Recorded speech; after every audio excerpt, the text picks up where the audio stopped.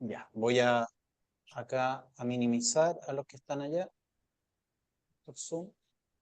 Listo. Ya, dele Ceci. Ok. Hola, buenas tardes a todos y a todas. Hoy día estamos aquí en ACE Santiago en nuestra octava charla en razón de la celebración de los 10 años de Asia. Y hoy vamos a contar con uno de nuestros compañeros de Sangha que nos va a hablar de su experiencia como facilitador, como profe de mindfulness y de yoga también. Sí, de prácticas de de mindfulness. prácticas de mindfulness. Pues le damos una bienvenida y cualquier cosa que quieran preguntar, te están avisando, Sí, ¿sí? sí. Ujú. Estamos aquí presentes y a la gente que está en sus casas en Zoom, bienvenidos a todos. Gracias, Johnny. Gracias a ti. Ya, pues partamos. Veamos cómo sale. Veamos cómo sale esto. Eh, a ver, cosas como yo no veo a las personas que están por Zoom, para que sepan, eh, porque estoy grabando al mismo tiempo, haciendo varias cosas, voy a activar el PowerPoint, así que voy a tratar ahí de ser equilibrista con todas las pelotas, ¿vale? Así que a ver cómo sale el tema. Eh, bueno, de lo que trata básicamente esta presentación es de mi experiencia, mi corta experiencia como facilitador de mindfulness, de prácticas de mindfulness. Llevo 4 años en esto desde que me gradué aquí en Asia Santiago, ¿verdad? Como facilitador. Em, y bueno, y ahí se fueron dando varias cosas. Pude hacer un MBCR, que es un programa para la reducción del estrés, que fue una de las primeras cosas que hice. Y después tengo harto agradecimiento de este centro porque me abrió las puertas para justamente poder ser profe, para poder guiar. Eh, y eso ocurrió de una manera bien especial porque cuando Ricardo Pulido, que es el director de Asia Santiago, cuando Ricardo dirigía prácticas de mindfulness, además de hacer yoga meditación, dirigía prácticas de mindfulness hace hartos años, durante mucho tiempo. Yo, de hecho, fui alumno de él a partir del 2019, hacía estas prácticas que hago yo ahora. Y cuando estaba en la formación de facilitador de mindfulness, varias veces él necesitó reemplazo. Entonces recurrí a nosotros, que éramos de los alumnos que nos estábamos formando, y muchas veces recurrió a mí. Y al final, bueno, luego vino la pandemia y esas prácticas se empezaron a hacer online. Eh, y con el tiempo cada vez fue recurriendo más a mí. Y recuerdo que el último año, antes de que él dejara estas prácticas, fueron un par de meses. Yo calculé finalmente las veces que lo reemplacé. Sumando eran como 8 o 10 prácticas que lo reemplacé. Entonces ahí fui como ganando un poquito de experiencia en este cuento. Eh, y finalmente un día Ricardo, por sus responsabilidades, por sus actividades, decidió dejar esta práctica con la que lleva hartos años y se produjo un alegato general por mail de todos sus alumnos y alumnas que estaban ahí, que ya llevaban practicando online, porque tocó, como les comentaba, la pandemia ya un par de años, por lo menos, no sé, ahí se me pierde un poco el sentido del tiempo. Y yo le dije a Ricardo, Ricardo, pero ¿para qué, ¿para qué esta cuestión va a perderse? Tiene tantos años, hay gente tan comprometida en el tema, y me ofrecí a ser facilitador. Y de ahí me quedé hasta el día de hoy, que ha ido creciendo un poquito en horario, en actividades. Siempre me acuerdo que la conversación con Ricardo en ese momento, cuando le ofrecí este tema y nos juntamos, me dijo, mira, Johnny, qué bueno que lo vayáis a tomar, me dio como harto apoyo. Me dijo, pero ten en consideración que en el fondo la gente está acá porque yo soy uno de los que traje el mindfulness a Chile. Y en el fondo, no te decepciones y después la gente se va. Y bueno, eso es una cosa que también quería decir. Eh, esta conversación, esta charla de hoy día, no se trata de un caso de éxito, ¿ok? No es que yo vaya a, cada vez que yo hago alguna práctica, haya cola de gente acá esperando, ¿vale? Pero al menos cumplí la expectativa de que no se fue prácticamente nadie del grupo de Ricardo, que eso para mí ya fue bastante bueno, incluso se sumó gente, y un grupo bastante estable. Ahí, bueno, ahora no los puedo ver, pero ahí está la Paola, por ejemplo, que estaba desde el principio, y bueno, hay un lote de gente que para qué la voy a mencionar uno por uno, pero que se ha ido quedando y se ha ido formando un grupo bien bonito ahí. Paralelamente a esto, manteniendo estas mismas prácticas, eh, creé el año pasado un grupo en Barrio Italia, que también se trata más o menos de lo mismo, de esta misma estructura de práctica que voy a explicar después, y que ya tiene 2 años, también ya tiene una estabilidad, son alrededor de 10 alumnos. Entonces, no sé, estaré guiando hoy día un promedio de 25 personas entre los dos grupos. Que claro, yo insisto en eso, no es un caso de éxito, esta cuestión no explota, así se llena de gente, pero son dos grupos que son bastante estables que me permiten por último contar qué es lo que me ha pasado tanto internamente a mí como lo que yo observo, como lo que yo busco en este cuento. Y desde esa perspectiva quise hacer esta charla, no quise hacer una charla así tan teórica para hablar, digamos, de algún tema importante del budismo, de la meditación, sino en realidad centrarme y contarles un poco qué es lo que me pasó, cómo veo esto, por qué lo hago, etcétera. Así que, bueno, veamos. Veamos cómo resulta. Y quiero partir, para que la charla no sea fome, quiero partir con un chiste. No, no voy a partir con un chiste.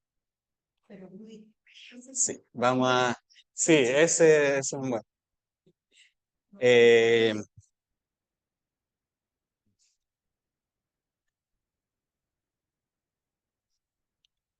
perfecto. Primero voy a compartir la pantalla, después vamos con el chiste. Eh,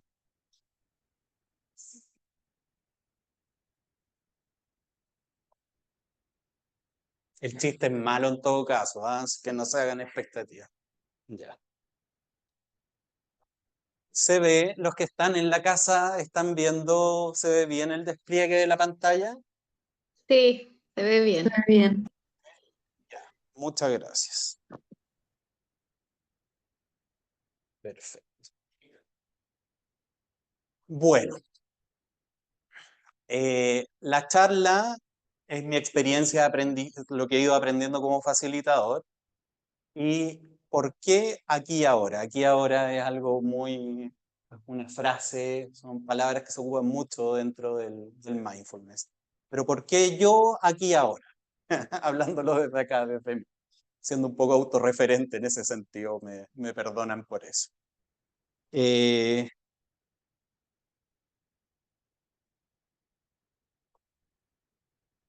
y bueno, lo primero, y eso se me olvidó contarles, cómo va a ser la estructura de lo que voy a presentar. Primero voy a hablar sobre mi motivación, por qué hago esto, qué es lo que estoy buscando en esto, a pesar de que me excede mucho. El mindfulness tiene una serie de objetivos de por sí, pero ¿por qué estoy yo acá? Eso es lo primero que quiero hablar. Lo segundo es la metodología que ocupo, que es una metodología que en realidad inventó Ricardo, en que yo hice algunos agregados. Y por último, algunas reflexiones finales, que podrían llamarse conclusiones, pero en realidad no están concluidas, son bastante abiertas en ese sentido. Entonces, primero quiero hablar de mi motivación.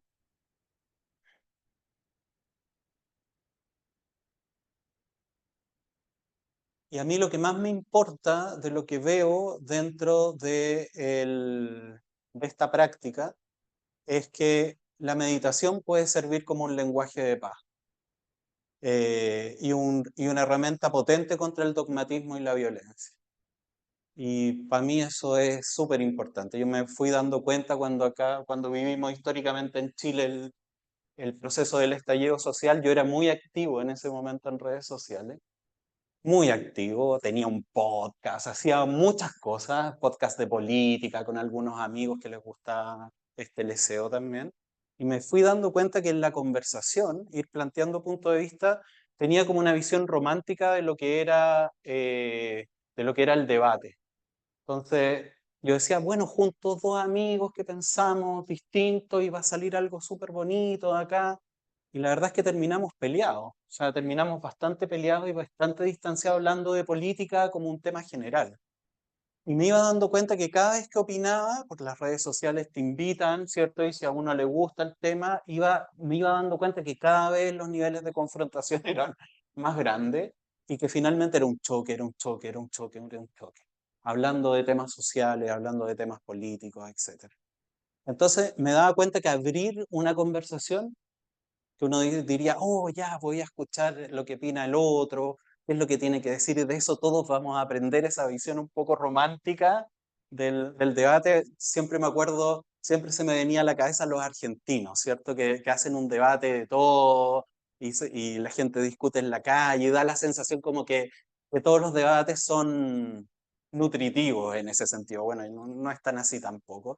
Pero me di cuenta que esa cuestión cada vez, esa plaza pública de la conversación social no llevaba como a nada. Y definitivamente apagué ese switch, le puse off y chao. Y dije, bueno, ¿de qué manera podemos encontrarnos? ¿De qué manera podemos conversar? ¿Dónde hay un punto donde nos podemos unificar, ¿cierto? Si hay un mundo que cada vez es más que nos invita como a separarnos a través de la tecnología, a través de la conversación se empieza a volver cada vez un choque más grande. Eso es la sensación que tengo hoy en día. Personalmente, no sé cómo será su experiencia, pero yo cada vez hablo menos de temas relacionados con que puedan ser conflictivos. Pero por otro lado, creo que hay una necesidad de comunicación, de contacto, y creo que la meditación es un lenguaje súper profundo en ese sentido para encontrarse realmente. Y bueno, y aquí viene el chiste, que se trata sobre esto.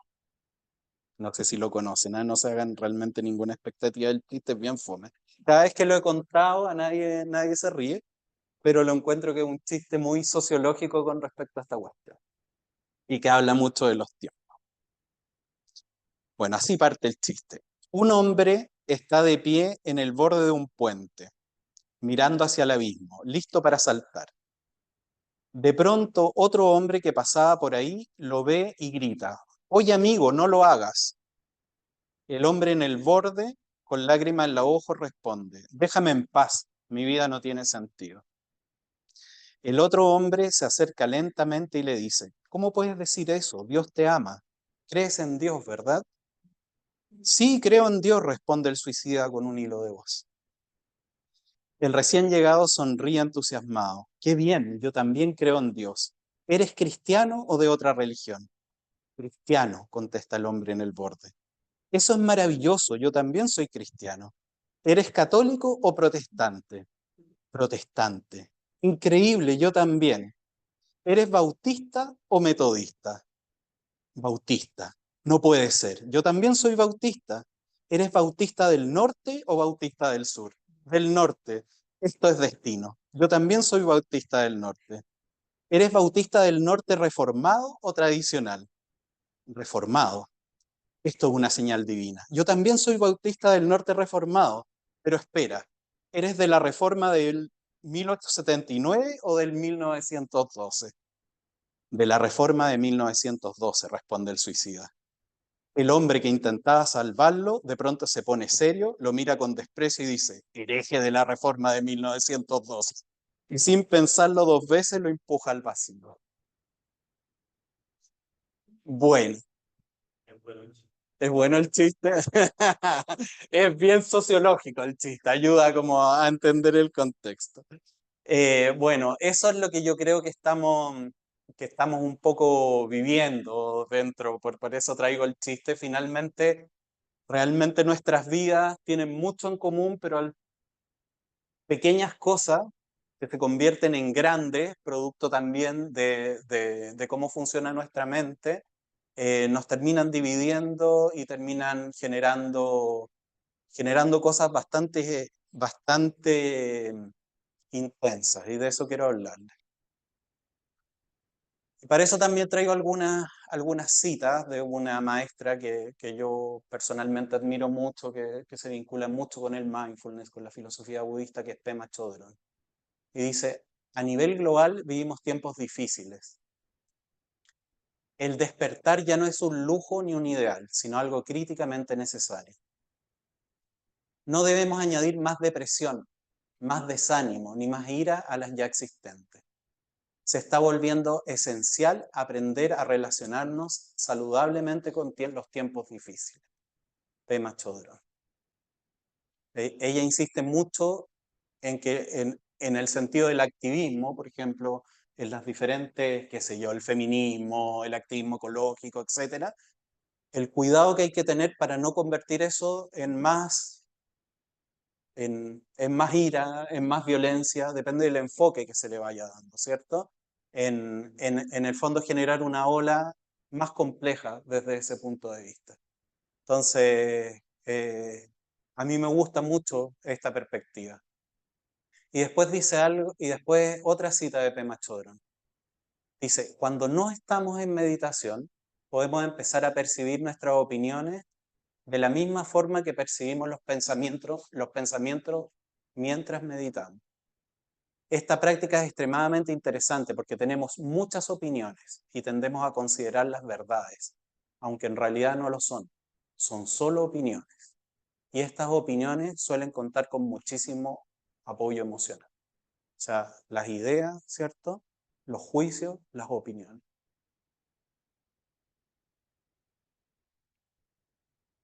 Y estas son un par de fotos que tomé el domingo. Fui a ver a mi papá, que cumplía 90 años. Lo fui a ver al cementerio. Mi papá falleció hace un par de años. Y veía en qué se pueden convertir las opiniones. De repente hablamos de las ideas, ¿cierto? Y lo vemos como una cosa, casi como un gasecito que va flotando, ¿verdad? Pero las ideas, las opiniones, los juicios, pueden llegar a ser cosas muy heavy, muy concretas y muy irracionales. O sea, no necesariamente irracionales, pero pueden generar un nivel de daño muy profundo, ¿verdad? Esas opiniones se pueden convertir y se convierten habitualmente en algo muy sólido. Gente que llega a creer en cosas muy increíbles. Y bueno, acá el primero es el monumento dentro del cementerio israelita a las víctimas del Holocausto, del asesinato de los judíos durante los campos de concentración. Entonces, lo traje porque me llevaba un poquito a la reflexión: ¿hasta dónde pueden terminar las ideas? ¿Verdad? Esto no son, son ideas, ¿verdad? Las ideas pueden terminar en una solidificación, en una dogmatización, al punto de decir: estos ciudadanos no son ciudadanos, son algo que hay que exterminar, ¿verdad? Son un virus, son, como lo llamaban, son una enfermedad. Y así murieron, bueno, murieron judíos, murieron gitanos, murieron muchos dentro de la Segunda Guerra Mundial por el poder que pueden generar las ideas, ¿verdad? Y las ideas dogmáticas que están ahí presentes, que, que no siempre en la historia quedan en algunos. Hoy día, de alguna manera, vemos que los pensamientos extremos, bueno, van ganando fuerza, pero hay momentos en la historia donde irradia prácticamente a la sociedad. Y eso es muy increíble, el poder de la mente en ese sentido, de la mente que después se va convirtiendo como una mente, por así decirlo, colectiva. Y el segundo monumento es a las víctimas judías de la violencia en Chile, de la dictadura militar, los desaparecidos y los asesinados políticos. ¿Qué otro tema? ¿Verdad? En que aquí están, porque judíos asesinados o detenidos desaparecidos, ¿cierto? Que representan un porcentaje bajísimo de toda la gente que fue víctima dentro de la dictadura. Pero nuevamente, ¿cómo podemos llegar a considerar al ser humano, ¿cierto?, como un algo a exterminar? Pasa por una creencia, por una idea, por personas que terminas diciéndole: bueno, ¿y qué es lo que opinas de esto? No, esto hay que matar, ¿verdad? hay que hacerlo desaparecer. ¿Cómo? Es heavy. Ocurre, es verdad que está presente y ha ocurrido varias veces a través de la historia, pero es muy increíble poder verlo, que esos no son más que opiniones, finalmente, son opiniones que se consolidaron para generar un discurso de odio y se repite, y se repite, y se repite, y sigue ocurriendo. Y aquí tenemos lo que está ocurriendo hoy día en Gaza, ¿cierto? En Cisjordania, en el Líbano, que ahí, desde el mismo sector que estaba viendo personas eh, de la misma raíz étnica, ¿cierto? Llevada nuevamente a la generación de nuevas opiniones, de nuevas ideologías, de nuevos relatos, como le gusta decir también a Ricardo, ¿verdad? Terminamos en una cosa loca. Aquí al que hay que exterminar es a este otro, ¿cierto? A este otro grupo étnico. O por lo menos son personas de segunda clase, tiramos una bomba y si esa bomba genera que mueran, bueno, primero está la seguridad, ¿cierto? Está la seguridad de nosotros. Qué increíble eso, que es un argumento que se escucha permanentemente, la seguridad de nosotros. Entonces, todo el tema que se habla dentro del mindfulness, dentro del budismo, dentro de la práctica que hacemos en Asia, por ejemplo, de la humanidad compartida, vale maní, pues, vale callampa, ¿cierto? El otro, si cae, lo siento, digamos, no se lo tiré a él, pero si reventó, reventó. No es un otro igual a mí, ¿verdad? Nuevamente, ideas, opiniones, relatos, ideologías. Lo que está pasando en Ucrania, el nacionalismo ruso. Y así podemos seguir. Hay 1000 conflictos, no 1000, pero hay muchos conflictos en África, en Sudán del Sur, están ocurriendo cosas en Georgia, están ocurriendo cosas en Birmania. El mundo sigue con esta dinámica y día a día mueren y mueren y mueren personas producto de las ideas, producto de las opiniones, ¿verdad? Y también este fenómeno de las redes sociales, que es un fenómeno nuevo que se ha tomado conciencia en los últimos años, de lo que hablaba al principio, de esto, de la apertura del debate, ¿verdad? Que nosotros creemos que el debate, o no sé si creemos ya a esta altura, pero le damos mucha importancia tradicionalmente a la discusión de las ideas, de los planteamientos, etc. Pero lo que está ocurriendo cada vez más es que a través de las redes sociales, y se ha descubierto y se sabe la manipulación que está teniendo, esto es una cuestión objetiva, ¿verdad? A ti te llega, bueno, ustedes lo saben, a uno le empieza a llegar información de lo que va creyendo. Por lo tanto, las opiniones que uno ya tiene, en vez de que te lleguen, bueno, el algoritmo funciona bajo su lógica, en vez de enriquecerte ¿cómo se llama? Con un paisaje de opiniones, lo que te empieza cada vez a ocurrir más es que te habla, tus ideas se van solidificando cada vez más porque el algoritmo te trae gente que piensa como tú, te habla como tú piensas, ¿verdad? Y en el fondo lo que se va generando ahí es un nivel de dogmatismo cada vez más profundo, cada vez más tóxico desde ese punto de vista. Y eso es algo, es un fenómeno nuevo que está, bueno, todo lo que está pasando en Estados Unidos, todo lo que está pasando en Europa tiene mucho que ver con esto. Y nuevamente vámonos a la mente, ¿cierto? Del fenómeno social, volvamos a la mente. Es Yuval Harari, un historiador israelí, que dice, el origen del sufrimiento, él es bien bonito, lo han leído, lo ubican, el libro Sapiens, ¿cierto? Las lecciones, no me acuerdo, las 25 lecciones, no me acuerdo cuántas. Nexus es el último, ¿cierto? Y, y es un tipo súper reputado, súper conocido, un bestseller además. Un, exactamente. Y dentro de no me acuerdo cuántas eran las lecciones que son las lecciones para el siglo XXI. Entonces, la última lección del siglo XXI es que habla sobre la meditación. Y habla de la meditación como un camino de paz, como un camino de bienestar. Después que habla no sé, de cómo tiene que ser usada la tecnología. Y de repente, ¡pum! Yo me acuerdo, lo estaba escuchando en un audiolibro y de repente aparece y dice, ¡wow! Este tipo es meditador. Y habla de la meditación como realmente como un camino hacia la paz. Y dice, el origen del sufrimiento está en la propia mente. Cuando deseamos que algo ocurra, cuando deseamos que ocurra algo y no ocurre, generamos sufrimiento. El sufrimiento, que es un concepto budista que también se toca en el mindfulness. Es una reacción de la mente. Es la mente la que provoca el sufrimiento. Aprender esto es el primer paso para dejar de generar más sufrimiento.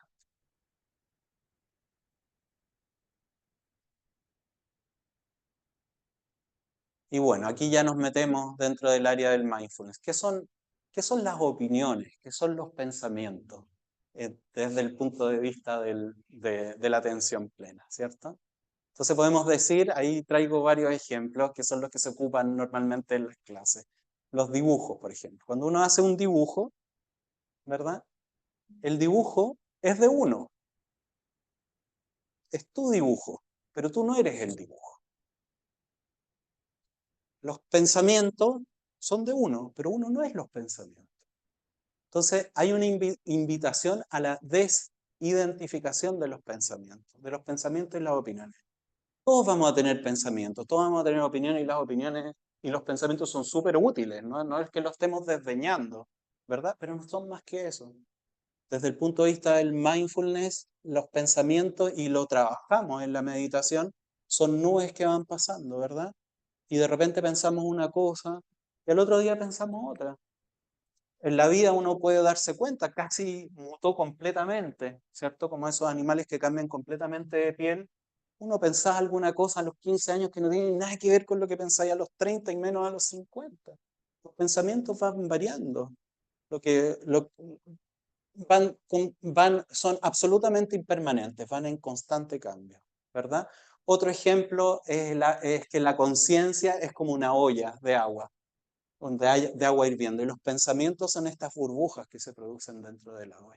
Entonces, mientras tenemos un mundo, ¿verdad?, que va hacia cada vez la consolidación de las ideas, los pensamientos, de la narrativa como algo cada vez más sólido y con el peligro que eso atañe, el mindfulness y la meditación te invita a deshacer eso, a tomar conciencia de que eso es un proceso que va completamente cambiando permanentemente en uno mismo y en la sociedad también. Entonces aquí planteo alguna perspectiva. Entonces yo creo que la meditación puede ser una herramienta poderosa como lenguaje de paz, en el sentido de que cuando tomamos conciencia de que los pensamientos van pasando, de que yo no soy mis pensamientos y por lo tanto pueden ir cambiando y no son tan importantes finalmente, y no me tomo tan en serio desde ese punto de vista, la meditación puede ser un lenguaje para hablar no desde la solidez, sino desde la apertura. Y definitivamente discutir en un mundo que es el mundo de hoy día, que es el mundo de los convencidos, no ablanda el corazón de nadie, ¿cierto? No genera compasión. La cultura actual también, lo pienso harto en los cabros, en los jóvenes, hablan de ser basados. Pues puede estar bien o mal el término, mi hijo ahí se puede enojar conmigo, que está acá. Pero estamos en la cultura del grito, del reclamo, ¿cierto? Y relegando absolutamente la conciencia, la compasión, la contemplación también. Y la empatía pasan a un segundo plano. Entonces, ¿qué es lo que a mí, bueno, antes de eso, está Thich Nhat Hanh, otro mega maestro, ¿cierto? Pues, que fue postulado también como Premio Nobel de la Paz, vinculado absolutamente al mindfulness, es un monje budista, y dice, la paz no es algo externo a perseguir o conquistar, la paz es interna y nace del corazón de quien la habita. El cultivo de la paz, el cultivo de la paz a través de la meditación. Y eso es lo que a mí me hace sentido, ¿verdad? Y realmente creo que es mi motivación principal. Y entonces, ahora vamos a la metodología. ¿Cómo son estas prácticas que, como les digo, las partió Ricardo, las heredé yo, agregando algunas cosas? Y siempre me imagino un trencito. El trencito, la teoría, es el mindfulness. Conversar sobre un tema relacionado con mindfulness. Luego está el yoga, el Hatha Yoga de Gerald Bridge, que también es una maravilla, que voy a hablar un poquito de eso luego, y la meditación. Se parte con un poquito de teoría, después hacemos yoga y después la meditación. Casi son 20, la práctica dura 1 hora, 20 minutos, 20 minutos, 20 minutos. O 15 minutos y le doy más tiempo, depende del día. Bueno, ¿y qué es lo que practicamos ahí? ¿Qué es lo que conversamos en la primera parte, que es el diálogo?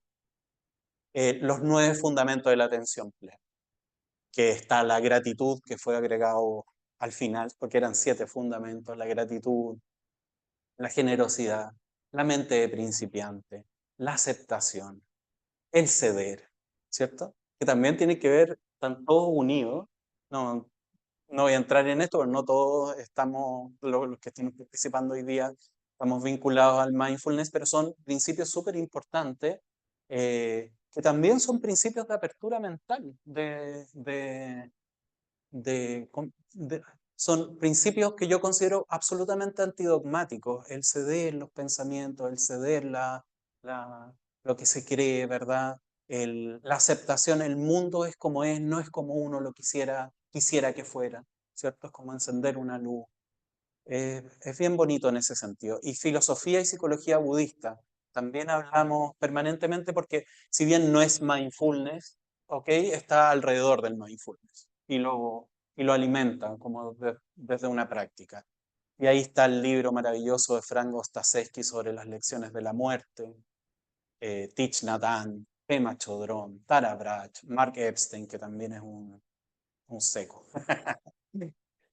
¿Y cómo hacemos esta parte teórica desde la práctica? Porque podría convertirse en una cuestión muy árida, en que estemos leyendo un libro, y en realidad lo que yo hago es, hago el seguimiento de un libro. Por ejemplo, en Asia, con los alumnos de Asia, con los practicantes de Asia, estamos siguiendo el libro Cuando todo se derrumba, de Pema Chodron, y yo voy agarrando las notas cuando leí el libro, y las voy planteando, y la gente puede leer el libro completo, puede seguir esas notas o no, porque cada uno de esos elementos tienen que ver con psicología, con filosofía budista, con mindfulness, y va alimentando la conversación, ¿verdad? Y ahí están conceptos budistas que aparecen permanentemente, como el sufrimiento, la impermanencia, el deseo versus el apego, el interser, la compasión.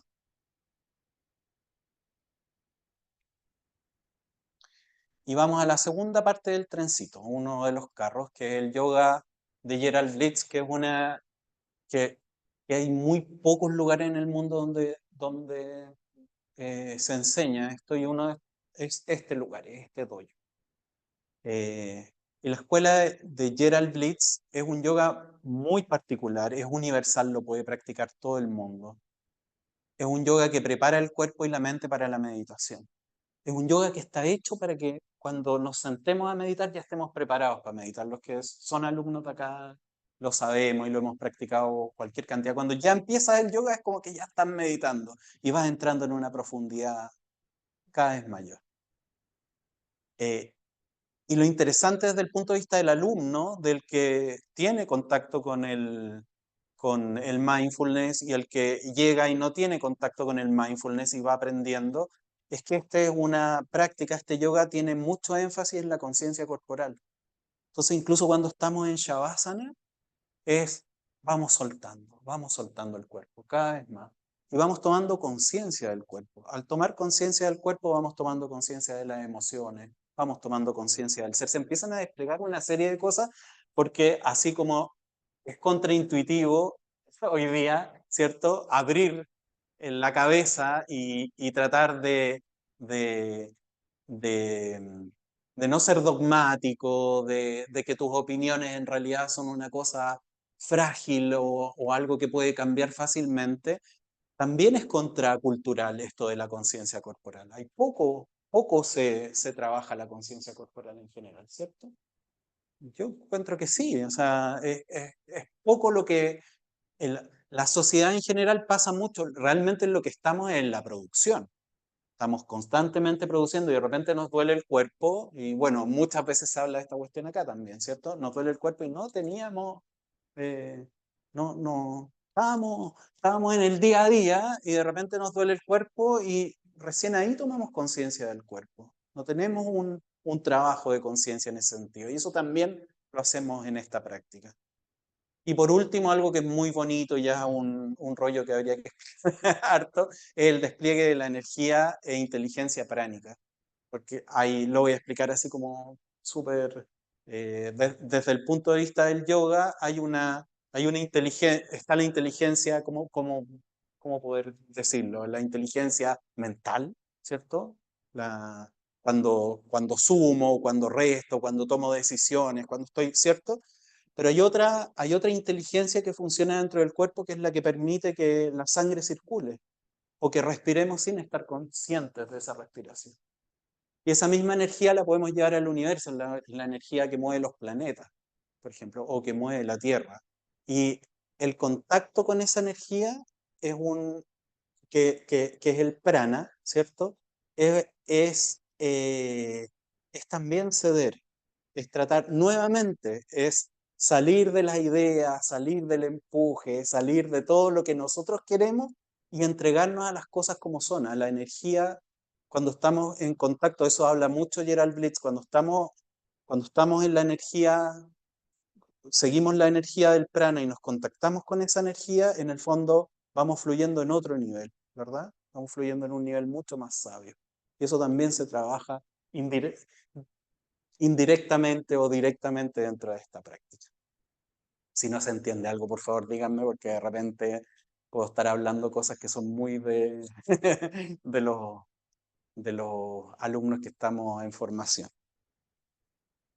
Y por último, la meditación. La meditación mindfulness, que por lo menos es, y yo la intensifico centrada principalmente en la observación y aceptación de los pensamientos, de la rumiación mental, el que cuando cerramos los ojos podamos observar lo que pensamos, podamos observar los pensamientos, entender que son pensamientos que van pasando.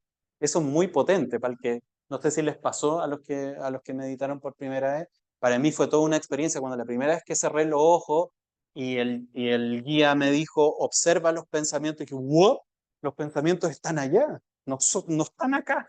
No soy la mente, no soy los pensamientos, los puedo observar, wow, puedo tomar distancia de eso. Eso es una maravilla. Entonces, la desidentificación con los pensamientos y las opiniones, y por supuesto el manejo del estrés, el control de la impulsividad, que son parte del mindfulness más clásico. Bueno, y voy ya en la etapa final. Reflexiones finales. Cosas que me han parecido maravillosas, súper bien, de este tiempo que llevo como instructor. Por una parte, llegan algunos alumnos que hicieron el MBSR, y para eso el MBSR es el programa para la reducción del estrés, que es lo más clásico del mindfulness, que se hace acá también.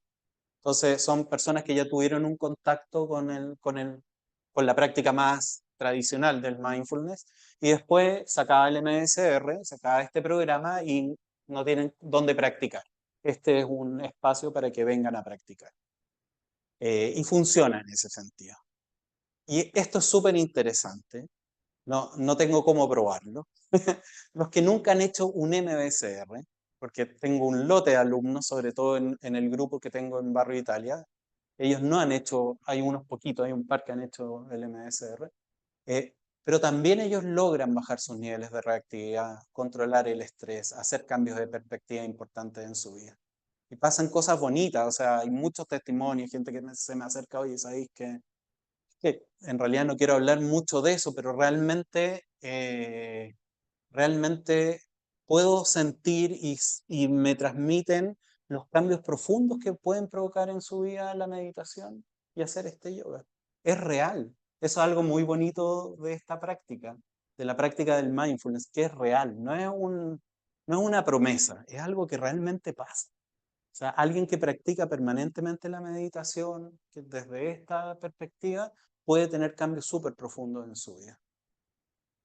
Y después, en realidad uno se puede quedar con que te produce, te puedes relajar, puedes tomar conciencia de los pensamientos, puedes bajar tus niveles de reactividad y todo eso, pero también si alguien quiere ir más profundo, por ejemplo acá está yoga meditación dentro de Asia, también es un camino para descubrir hoy quiero ir más profundo, quiero ir más allá, quiero hacer otro tipo de meditación, es una puerta de entrada.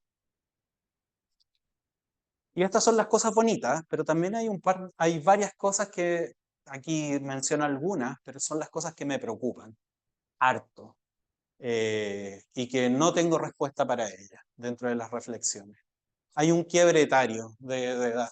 Los alumnos, ahí ese D no corresponde, los alumnos superan los 35 años. Los, los alumnos superan los 35 años y tienen en promedio de edad sobre los 50 años.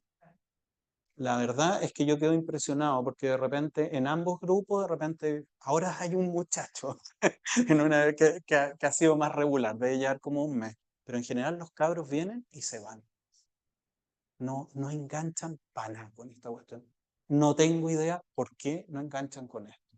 En cambio, las personas, no sé, es vernos solamente nuestro grupo, somos más o menos de la misma edad, un poco más, un poco menos, pero ¿por qué esta cuestión no engancha en los jóvenes? ¿Qué cosa es esto? Pero ¿cachai que necesitáis una teoría? Necesitáis explicártelo. O sea, lo que decís tú, necesitáis ¿por qué requiere, es realmente un elemento casi de investigación? ¿Qué es lo que está pasando que estas placas... ¿Sí? O sea, hoy día lo que está pasando con los fiscales.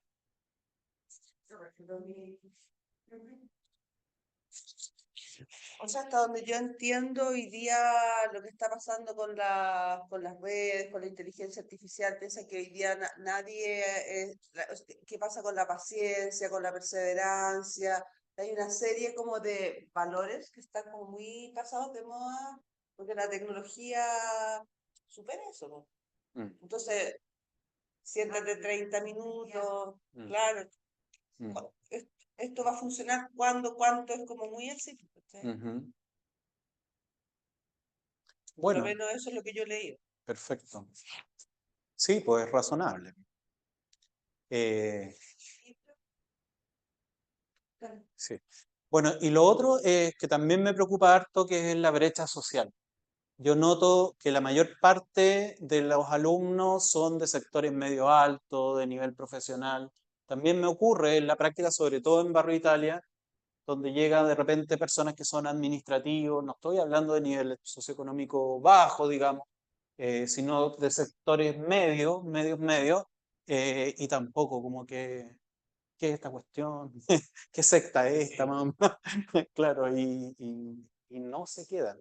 Entonces son dos preguntas que a mí por lo menos incluso me llegan a perturbar, porque finalmente digo, bueno, mi convicción y mi búsqueda va en convertir toda esta cuestión en un diálogo de paz, pero en una apertura mental en que podamos entendernos, en que podamos crear una sociedad muchísimo más dialogante, menos dogmática, pero en realidad si no enganchan los jóvenes y no enganchan la mayoría de los sectores sociales,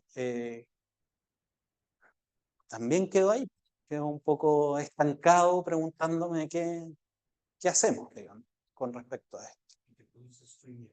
Y me produce sufrimiento. Sí. Y me produce sufrimiento. Y lleva el slide. Y con eso, claro, con eso, eso era lo que quería plantearles hoy día, es lo que les quería compartir. En realidad podría estar hablando horas de muchos temas que me tocan en esto. Pensé, cuando hice como el video promocional de esto, iba a hablar de los tips, de lo que pasaba, pero en realidad si quieren eso, si alguien quiere preguntarlo, digamos, que esté dentro del área de las preguntas. Así que eso, y les agradezco harto por haberme escuchado, hablé mucho.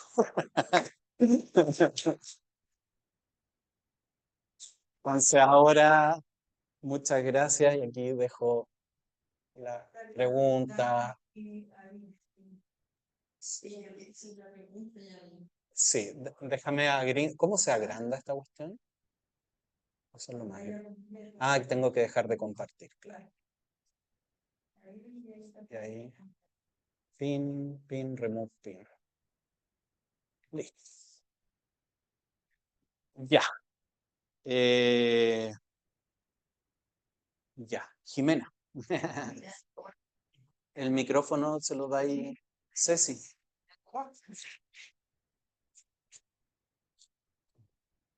Mira, quiero aprovechar esta instancia.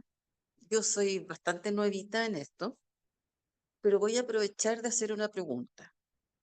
Yo hace muchos años ya que yo he meditado en yoga o sola, digamos, en mi casa y me han producido efectos bastante positivos. Ahora no medito tanto. Y yo hace mucho tiempo que empecé a escuchar esto, el mindfulness, los psicólogos, el mindfulness y todo. Yo quiero saber exactamente cuál es la diferencia entre meditación y mindfulness. Esa es mi pregunta Ujú. básica, pero necesito como en este minuto. Es un tema bien grandote, Ah, sí. pero te lo puedo, pero a ver, meditación tiene muchos tipos de meditación, muchos tipos de meditación. Las meditaciones budistas, las meditaciones, no sé, es un mundo infinito, digamos, desde muchas áreas, ¿verdad? Ya. Meditaciones que hay gente que les da carácter como específicamente terapéutico para algo, meditaciones que tienen carácter esotérico, etc. La meditación mindfulness es una meditación que te invita a conectarte con el ahora, con lo que está ocurriendo hoy, lo que está ocurriendo en este momento, en el aquí y el ahora, y que te conectes con eso porque bueno, eso tiene muchas razones, digamos, del valor que tiene conectarse con el ahora, ¿verdad? La mente está permanentemente, justamente dando vuelta en ideas, en cosas que ocurrieron en el pasado, en proyectando el futuro, ¿verdad? Y gastamos mucha energía en esto, y el mindfulness te invita a venir para acá y conectarte con el mundo para no perderte lo que está ocurriendo ahora. Eso te lo dije es casi de manual, así como muy marketing del mindfulness, pero básicamente eso. Está bien. Porque de repente como que se puso muy de moda. Sí. Entonces empecé a desconfiar este tema del mindfulness, que todo el mundo habla de mindfulness como terapia, como te digo, los psicólogos también empezaron a meterse mucho con ese tema.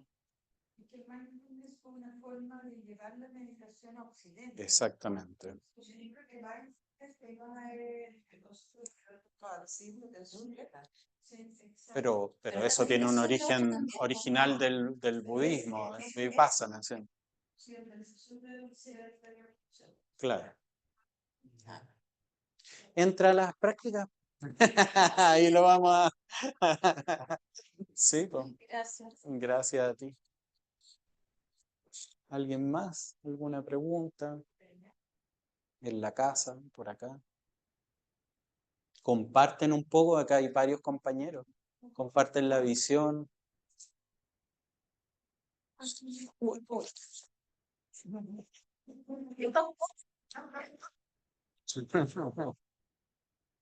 Gracias. Ay, además nos dio la corriente. No, que en relación a tu última lámina, que es algo que yo te he escuchado varias veces y que es un tema, el tema etario, el cómo llegar a personas más jóvenes es complejo, lo que decía la Cecilia, y habría que incorporarlo desde la educación, desde los colegios, de una forma como más integrada a lo educacional, creo yo, desde ahí. Porque hacer talleres con jóvenes está difícil, porque las búsquedas en esas etapas, incluso cuando nosotros fuimos jóvenes, no estábamos en un mundo tan tecnológico, pero igual uno estaba con la mente a mil, búsquedas mil, entonces uno está como en otra sintonía. Y cada vez más, o sea, asociado a la tecnología, la inmediatez. Ahí, bueno, yo tampoco soy una experta en el tema, pero el tema de la brecha social, que yo lo comparto y te lo he escuchado muchas veces, es súper difícil. súper difícil, porque uno es el costo social, ¿ya? Al participar en talleres ya es un costo que no cualquiera lo puede asumir, el costo, el tiempo y la disposición para parar tu mente cuando estás en la lucha de la sobrevivencia cotidiana, o sea, te da, más allá de las otras restricciones. Entonces es muy difícil cuando estás en esa otra. Ahora finalmente hay gente que se ha dedicado a hacer talleres de otro tipo de cosas, en poblaciones, como en el tema En de las cárceles psicología, también. acá en psicología comunitaria, que es como trabajar con esas personas, pero tienes que ir a la comunidad y trabajar en y con la comunidad, con los lenguajes y el espacio de ellos en el lenguaje de ellos. Entonces, Mm, no es fácil, Mm. no es fácil asociado a este tipo de prácticas, lugares, creo yo, ujú, pero no por ello menos importante, sin duda. ujú. Gracias, Vivian. ¿Alguien más? Sí. Bernat. Sí, sí, yo quiero agradecer la charla. A mí me parece que toca un punto súper importante y que efectivamente el hecho de desprenderse de los pensamientos, de las ideas, de los conceptos que uno va elaborando, es decir, ya eso mm, emana de mí, pero no soy yo. A mí me parece súper relevante lo que explica que en el fondo eso no ocurre solamente en la práctica. O sea, en la práctica uno aprende a tomar conciencia de eso, pero en el fondo que se traspasa a la vida cotidiana, a la vida de todos los días, y efectivamente y uno se da cuenta de eso, que uno va cambiando su forma de ser, su forma de interactuar con la gente, porque efectivamente hay este colchón, los pensamientos no están aquí y nos chocan, pero están acá y yo puedo apartarlo y ver detrás del pensamiento la persona que está atrás. Y es una práctica que uno empieza aquí en la práctica, efectivamente, pero que se traspasa en la vida cotidiana y que efectivamente es una herramienta de vida en sociedad que es fundamental. Así que eso se agradece mucho en el punto de la charla. Me parece muy relevante. Gracias.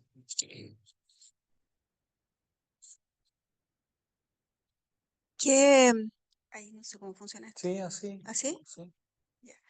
¿Qué, como profesor y practicante de mindfulness, qué opinión te merece relacionado con la pregunta de Jimena? Esto de que esté de moda el mindfulness y que en el fondo se perciba en ciertos ámbitos corporativos como una herramienta de ¿cómo se llama? De manipulación con el concepto de la aceptación y la resignación.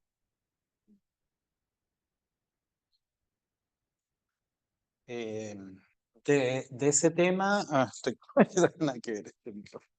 De ese tema hay un tremendo debate. De hecho, se habla del mindfulness, en lo que ya se ha convertido. Y en la pandemia les puedo compartir a los que les interese, se creó un debate bien grande en una revista del diario El País de España, que habló no me acuerdo cuál era el título, pero decía algo así como, la práctica del mindfulness no va a mejorar mi salario, no va. Porque lo que empezó a ocurrir es que muchas empresas a nivel corporativo en el mundo, y ahí hablaba el caso de España, le empezaron a bajar los sueldos a los trabajadores durante la pandemia y se lo compensaban con talleres de yoga, con talleres de mindfulness. Entonces se empezaba a hablar, ¿cómo se llama eso? El salario emocional, entró este concepto del salario emocional. Y entonces se empieza a convertir esta cuestión en cualquier cosa, ¿verdad? Se empieza a convertir en cualquier cosa. O también esta cosa un poquito, a ver, voy a hacer un juicio y voy a dar una opinión. Esta cosa un poco yuppie, ¿verdad? Yuppie, no sé si existen todavía el concepto de yuppie, como de los 90, pero el concepto este de winner, pongámosle winner hoy día, ¿verdad? De que el mindfulness para conectarme y ser más productivo. Claro, para mejorar productividad, para en el fondo, en la fábrica de pelotas, para hacer más pelotas, actuar, ¿verdad? O para vender. Todo ese tema, creo que esto, finalmente, cualquier herramienta puede ser distorsionada. O sea, tú podías agarrar, a ver qué, no sé, podías agarrar un martillo que es para construir, ¿verdad? Y lo podéis convertir como en un arma también para pegarle a alguien y matarlo. Entonces, finalmente, el mindfulness es el mindfulness. Es para conectarte con el momento presente, para abrir tu mente, para bajar tus niveles de reactividad. Evidentemente, si quieres convertir esa herramienta en un elemento de explotación, lo vaya a estar distorsionando. Cualquier herramienta puede ser convertida en un elemento de... Y eso me recuerdo, hice un artículo que está en Asia, está en los recursos de Asia Santiago, en que respondía a eso, porque en el fondo esta periodista, o no sé, o la persona que escribió este artículo hablaba pestes del mindfulness como un elemento en realidad que era un instrumento que se estaba ocupando por la explotación, pero ¿qué culpa tiene Buda del budismo hace 2500 años donde ni siquiera existía el capitalismo? ¿Cierto? De haber inventado esta cuestión, ¿cierto? Por supuesto, por supuesto. O sea, cualquier instrumento puede ser ocupado. Y sobre todo un instrumento como el mindfulness, que es un instrumento poderoso, es objetivamente poderoso. Entonces, claro, distorsiones, eso es lo que te podría responder. Cualquier práctica puede convertirse en distorsión, se puede distorsionar. Sí. En esa misma línea, preguntarte cómo has manejado, porque efectivamente la práctica, solo la práctica, como dice Kabat-Zinn, la práctica lo hace solo, ¿cierto? Pero cómo has manejado el tú como instructor agente y la práctica en relación a los beneficios o por ejemplo, esto que se te acerca gente que te dice, oye, yo estoy mucho mejor. ¿Cómo has manejado eso? Es decir, tú como agente, como instructor, y la práctica haciendo su trabajo. Es que ese es un mega tema. tema, súper tema. Yo creo que no hay conciencia alguna del rol del instructor, de la ética del instructor. De verdad que creo que no hay conciencia. Cuando pasamos de repente y conversamos sobre ese tema, creo que no somos lo suficientemente conscientes de verdad. Es algo que a mí me importa muchísimo. No somos suficientemente conscientes del poder que vais teniendo en ese sentido y del manejo de ese poder. Inmediatamente, cuando se te acerca una persona, a mí, bueno, voy a contar un caso, tú la conocí, en uno de los grupos, se me acercó una persona y me dijo, sabes que yo no me atrevía a quedar embarazada. Para mí me aparecía mi mamá, todas las presiones sociales con respecto a este tema y desde que estoy en la práctica contigo he aprendido a ceder, a soltar el cuerpo, a conectarme y hoy día y quedé embarazada y ahora voy a tener mi primer hijo, te agradezco. Y claro, pues tú llegas y decís, ¡wow! Soy bacán, ¿verdad? O sea, eso es lo primero que viene en el ego, ¿verdad? Pero puta, qué maravilla lo que estoy haciendo acá. Y es súper difícil el trabajo de la humildad en ese sentido. Es un trabajo súper profundo. Entonces, tú veías muchos maestros que llegan y hablan desde la humildad, pero es cosa de verlo en la praxis, en la práctica, y no está esa humildad.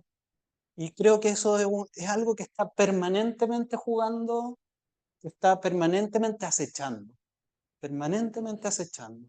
Entonces, si tú no eres consciente, y sabéis que me doy...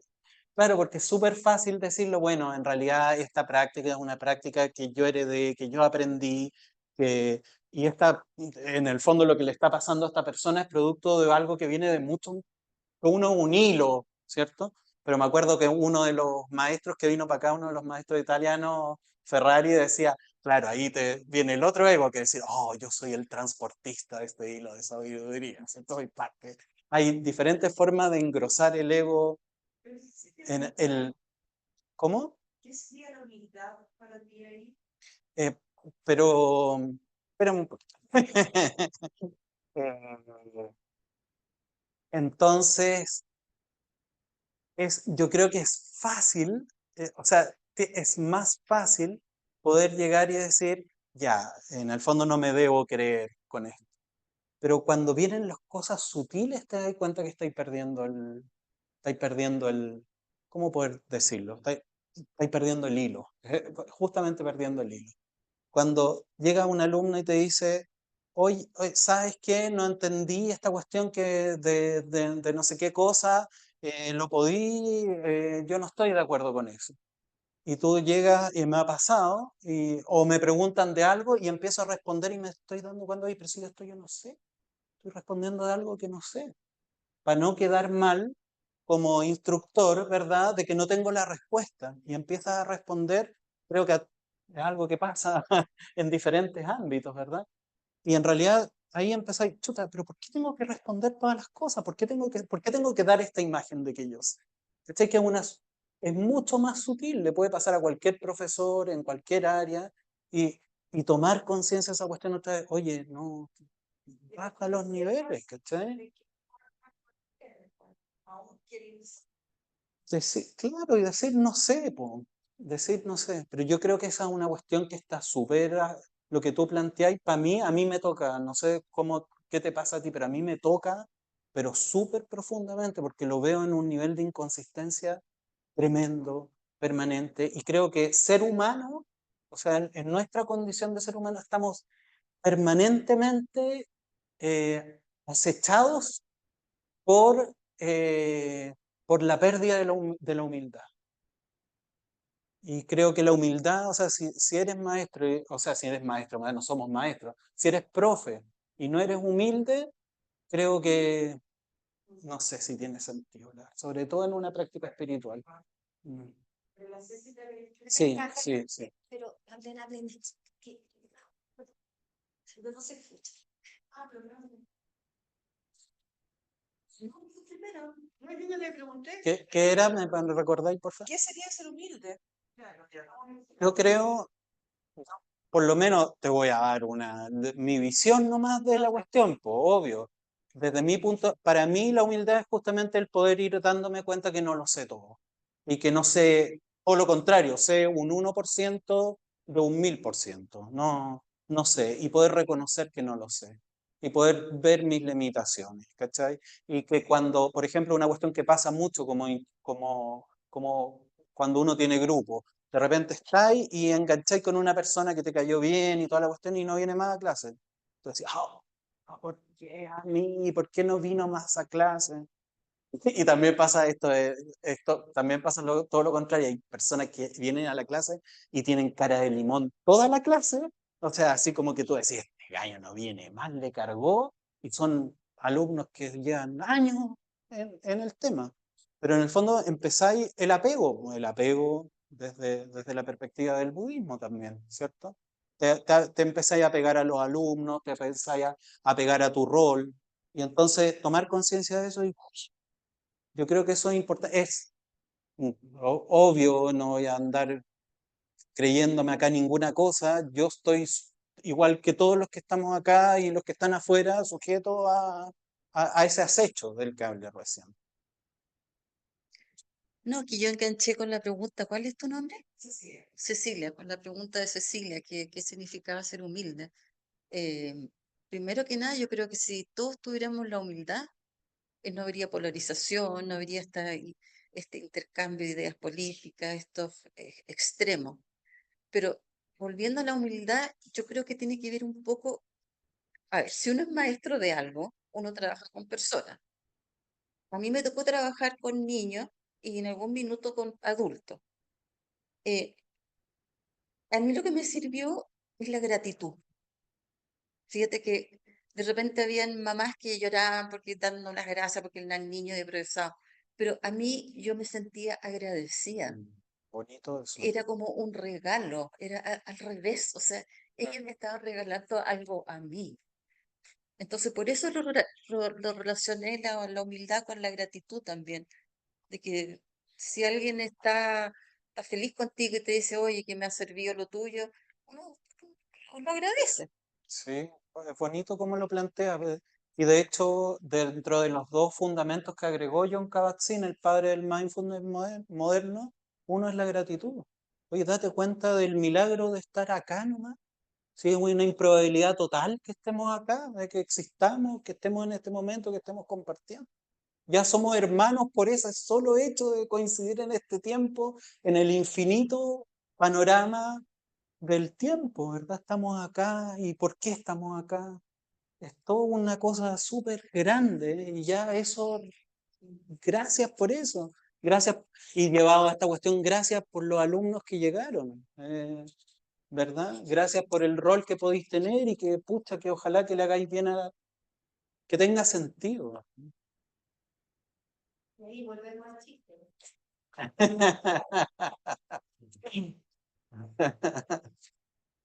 El chiste. Bueno, todavía queda, no sé si hay alguna otra pregunta o algo más que quieran plantear los de la casa o algún comentario. Mm, Bueno, Paola, tenéis que sacarle el micrófono muteado. Ahí sí, sí. Ahí Sí. sí. Bueno, Johnny, para mí es agradecerte el tiempo en que hemos estado en tus prácticas, en las conversaciones, em, compartiendo opiniones también, pero sobre todo abriéndonos a nuestra manera y a nuestra forma ir al encuentro del otro, ir al encuentro del grupo. em, y además, sutilmente se va notando un cambio, la verdad, o sea, más allá de las palabras, está en el sentir, en que se va creando una buena voluntad, y eso es rico poder notarlo. Yo creo que estar despiertos en la meditación, en el escucha, eh, también ayuda a darse cuenta de ir descubriendo cosas que van pasando y en ti mismo. Eh, y ahí está el poner las fichas en esto, en seguir, sí que vale la pena. ¿Ah? Así que gracias por tu charla, por tu tiempo y felices, por lo menos yo feliz de seguir en Asia. ¿Mm? Gracias, Paola.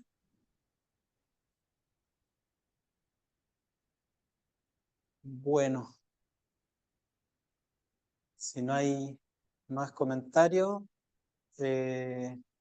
terminamos, ¿verdad? Cerramos la. Gracias, muchas gracias. Gracias a ti. Gracias a ti. Y que estén Gracias. súper bien y gracias por la escucha, por las preguntas, por todo. Me voy bien contento, por lo menos. Gracias, chao. Gracias. Chao, chao. Chao a todos. Eh, ahí les mando más chistes también. Chao.